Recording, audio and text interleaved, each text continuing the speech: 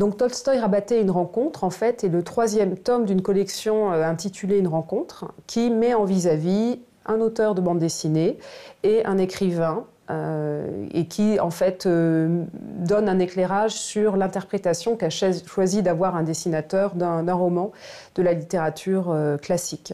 Donc le premier tome, sorti en 2018, concernait Philippe Drouillet. Philippe Drouillet est un dessinateur mythique, contemporain, parce que dans les années 70, il a pulvérisé les conventions de la bande dessinée, il a fait du multipage, il a introduit d'autres arts dans la bande dessinée, et il a adapté Salammbô de Flaubert. Donc autant dire que c'est un merveilleux lecteur de Salammbô.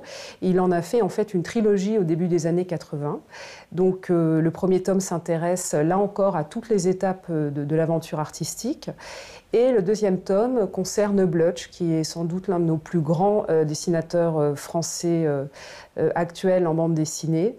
Dans un tout autre registre, il s'agit d'une autre génération, et lui s'est attaqué à Pétrone. Pétrone est sorti donc au 1er siècle de notre ère, c'est peut-être le premier roman picaresque de la littérature mondiale, donc un travail assez extraordinaire. Là pour le coup c'était une version très libre. Donc ça, c'était le deuxième tome. Et Tolstoï Rabaté, le troisième, c'est encore une autre interprétation, une autre aventure. Et ce qui se dessine en filigrane avec cette collection, c'est les rapports entre littérature et bande dessinée, puisqu'on comprendra très rapidement que les auteurs de bande dessinée sont des éponges culturelles, des librivores, et qu'ils ont en même temps leur propre univers. Et donc c'est comment partir d'un chef-d'œuvre littéraire pour donner à leur tour des chefs-d'œuvre graphiques. Donc c'est cette mutation à laquelle, sans espérer vraiment y répondre, la collection s'intéresse.